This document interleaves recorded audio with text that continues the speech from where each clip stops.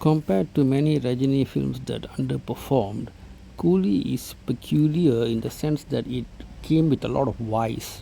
Just look at the internet, look at the commentators, look everywhere. Everybody has so many whys about the movie. In fact, every week you can see a few tweets, Reddits, YouTube videos, and whatever it is platform you can think of, where people asking why this, why the script was like that, what happened to this person, why so much whys. Okay, so I might call Coolie a why movie among all the Rajini underperforming films. Okay, so among the whys, many multitude of whys, one why that came to my mind recently has been about Thailand. Right now, Thailand is a very beautiful country, and many films, not only Kollywood or Indian films, but also international films, has been shot there. I believe Leonardo DiCaprio did one famous film. Was it The Beach? Shot in Thailand. James Bond films has been shot there. So all around a great country for film shooting, and then the sceneries, they will show the beautiful seaside environment, and all the Bangkok, the city and everything. And even in some films where the budget is constrained, if I'm not mistaken, Darbar, another Rajini film, did have a small Thailand scene shot in a studio, I believe. It's kind of obvious. So, yes, a very popular place indeed. Number one. Number two, Thailand has become like this kind of, how to say, Rajini used to go to Himalaya in between films for breaks and rejuvenation and all that. But Thailand has become this kind of a mystical place where our stars go to recharge and come back anew.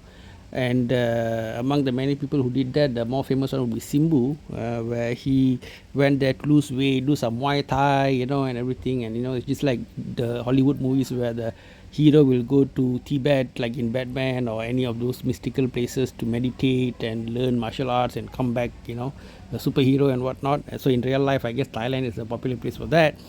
And so once they shape up and all, the heroes go back to Kollywood to refresh their careers.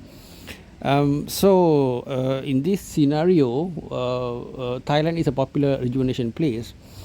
And it's interesting to note that Lokesh Kanagaraj is going to be acting as a hero pretty soon with director, I believe his name is Arun Mateshwaran, right? The guy who made, I think the Rocky film that he made with Vasant was quite brilliant. I didn't see the full movie, but even watching various clips of it and all, you can see it's like done in a very gritty and very, I would say, authentic fashion, right?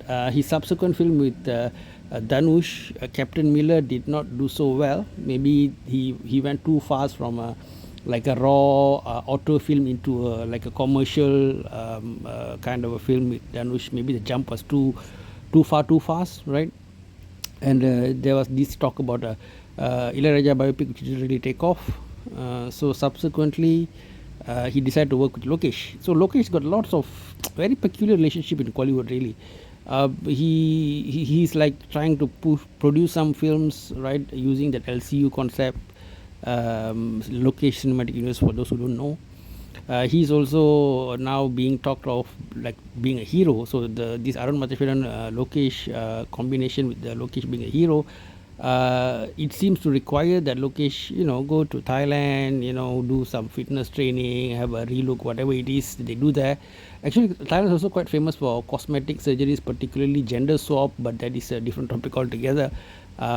So I think it's much low likelihood that they do plastic surgery there, our heroes, right?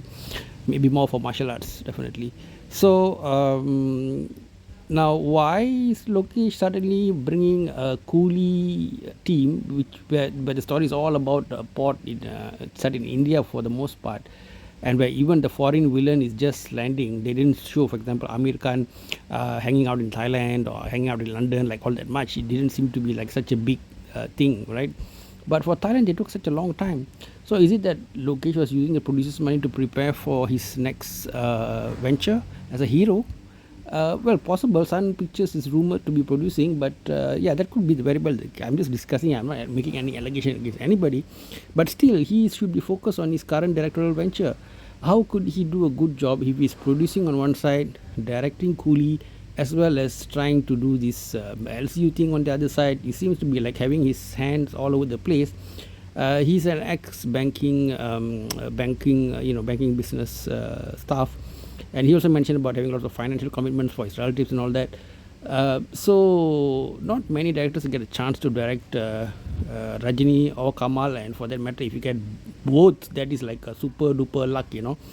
So it's kind of sad to see Lokesh sort of be casual, maybe too casual about the Rajini film, and maybe Rajini will be thinking to himself, you know, நல்லவனா இரு ஆனா ரொம்ப நல்லவனா இருக்காத. That guy obviously says he's a Kamal fan repeatedly. So to put him in a catch-22 situation to direct Rajini, was it a wise decision by Rajini? Because if the film does well, it's okay, fine. But if the film does average or not so good, then it can bring all sort of negative outcomes for everybody concerned. Rajini would not look good for having made the decision. Lokesh's professionalism will be called in question. So it seemed like people didn't think things through about the possibility of him not doing well. And on Lokesh's side, maybe overconfident despite a lot of criticisms in Leo. He maybe too many chamchas around him, people who butter up. So he kept going on a tangent. And also the interview Lokesh co-writers, I believe, gave in Leo, where they say that the production house gave them money to go to a hotel to discuss the story, script and all that for a few days, I think. But they said that after the airport, in the car journey to the hotel itself, they finished the story discussion and they were just having fun in the swimming pool of the hotel. So when we hear rumors about how producers are suffering and Kollywood, the so-called artists who are starving or suffering to get their art out, actually when somebody gives them the money, how well are they using it? Many of them use it. Oh, I want to do it in Switzerland. Why you can't do it in India, right? You want to go for holiday using the producer's money? What's going on, right? So all these are question marks. Nobody has the answer. Sometimes it's genuine need for the film. Sometimes it's just nonsense. Whatever you said, the huge amount of cost incurred for the whole team to go to Thailand for 1 week, we did not really see that translated on the screen.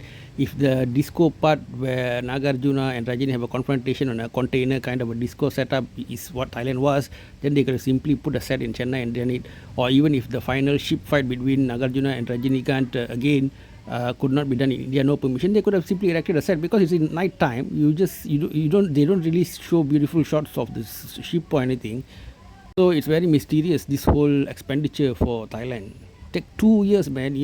Directors like S.P. Muthuraman, K.S. Ravikumar all gave us brilliant films, well executed films with a limited budget in 1990s in 3 months, 4 months, right? Maybe maximum 6 months. These people are taking 2 years, copying other people's work, remixing it, whether it's a music director or script or story and all that, and then they're doing things like this to us.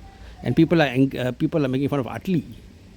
So hopefully among the long line of directors, people who are waiting to become directors, when they get the chance, they don't forget, they keep themselves grounded, don't abuse the producer's money, because long term people are not going to trust you and also the Kollywood industry per se. As you all know, there were one or two foreign based well-off people who try to come to Kollywood to produce movies, and after making some very poor films despite huge expenses, they all ran away from Kollywood already, right?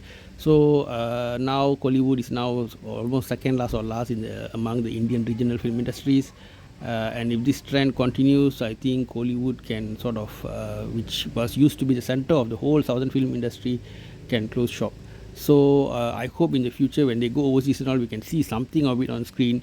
Or do you guys disagree with me? Do you guys think that it was reasonable, whatever they did in Thailand, in Coolie? You are able to see, maybe share in the comment section, because I didn't really see anything that says Thailand. Even Pushpa 2, the Japan scene in the beginning, although it sort of tailed off, was clear it's in Japan.